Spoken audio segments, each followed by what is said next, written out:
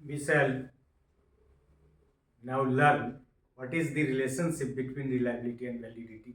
यद्यपि इसकी थोड़ी सी चर्चा हम लोगों ने बीच बीच में कर ली है, तो reliability is a necessary but not sufficient condition for validity. मतलब किसी टेस्ट का रिलायबल होना वैलिड होने के लिए जरूरी है, लेकिन यदि कोई टेस्ट रिलायबल है तो वैलिड होगा इसकी गारंटी नहीं है. While low reliability can restrict the degree of validity that is obtained, high reliability does not assure for a satisfactory degree of validity. ये बड़ा विचित्र संबंध है कि यदि रिलायबिलिटी लो है तो वैलिडिटी इफेक्ट होगी, लेकिन रिलायबिलिटी हाई है तो भी वैलिडिटी ऑप्टिमम होगी या हाई होगी इसकी कोई गारंटी नहीं है. If a test is valid it is reliable too. मतलब टेस्ट यदि वैलिड है तो रिलायबल होगा, उल्टा सही है. मतलब validity is a necessary and sufficient condition for reliability, मतलब होगा ही होगा. If a test is reliable it may be valid और मे नॉट बी. तुमने कहा नहीं कि हो भी सकता है नहीं भी हो सकता है. उन लो है तो भी तो तब तो नहीं होगा, लेकिन हाई है फिर भी गारंटी नहीं है कि वैलिड होगा. अब एक एग्जाम्पल लेते हैं. उस एग्जाम्पल में यहाँ हम पहले हिंदी में बता ही देते हैं कि यहाँ दिया हुआ कि ये घड़ी है. जो घड़ी 4:30 बजाती है प्रतिदिन, जब बाकी सारी घड़ियां 4 बजाती है. There is a difference of half an hour. मतलब एक घड़ी 4:30 रोज बजाती है तब जब बाकी सारी घड़ियां 4 बजाती हैं. अब यह है कि घड़ी रिलायबल है. रिलायबल क्यों है? क्योंकि प्रतिदिन 4:30 बजाती है. ऐसा नहीं कि एक दिन 4:30 दूसरे दिन 4:45. तो consistency is there, but the purpose is not. Purpose तो ये नहीं है दिखाने का ना, पर्पस है कि accurate time. This is the major time of major purpose of it that is defeated. तो ये कहा जाता है कि घड़ी रिलायबल तो है एंड वैलिड, लेकिन वैलिड नहीं है क्योंकि कंसिस्टेंट है, कंसिस्टेंटली मेजर कर रहा है टाइम को, लेकिन एक्यूरेट टाइम को मेजर नहीं कर रहा है. The purpose for which the watch is there is defeated.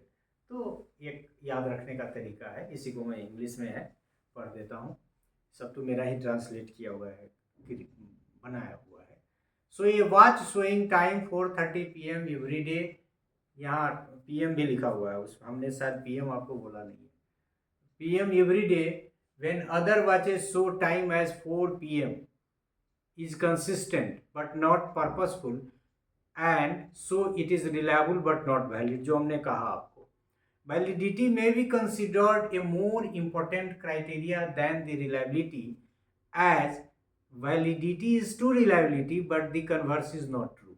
मतलब validity reliability की तुलना में एक ज़्यादा इंपॉर्टेंट फैक्टर है टेस्ट की दृष्टि से, क्योंकि यदि टेस्ट वैलिड है तो वो रिलायबल है, लेकिन रिलायबिलिटी उससे कम इंपॉर्टेंट फैक्टर है क्योंकि रिलायबल है तो वैलिड नहीं है. तो ये बात भी कह रही है.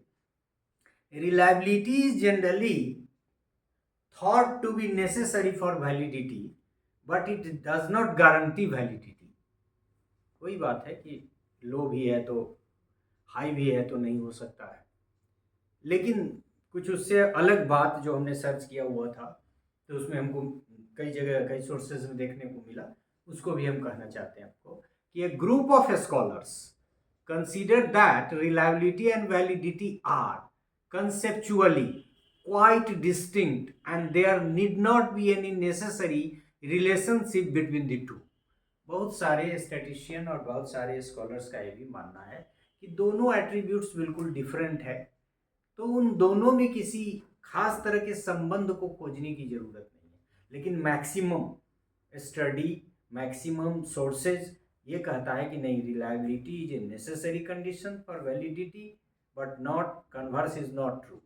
Validity is necessary and sufficient condition for reliability.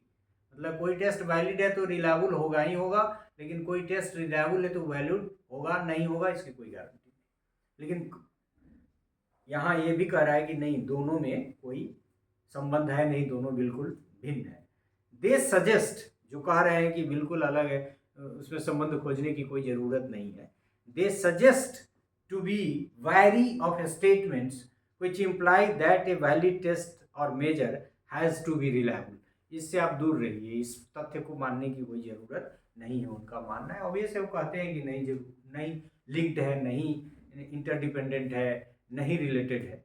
लेकिन मैक्सिमम लोगों का ये मानना है कि reliability is necessary condition but not sufficient condition, whereas validity is necessary and sufficient condition for reliability. So these were some relationship between reliability और घड़ी वाला एग्जाम्पल आप याद रखिएगा, it will help you to understand। और कैसे consistency नहीं है लेकिन पर्पस, कंसिस्टेंसी है लेकिन पर्पस नहीं है, तो रिलायबल है लेकिन वैलिड नहीं है, आदि आदि। लेकिन ये भी है कि उसमें वो कंसेप्ट इस तरह का है कि उसमें बहुत सारा डिफरेंट फैक्टर्स भी है। So this is all about this part in which we could try to understand the relationship between reliability and validity, and along with this part, that is the last part, एक तो पहला तो आपका introductory part जो था, slide show और introduction, उसके अलावा 63, सो 63 one introduction or scope of the lecture, and for 63, so it is completed.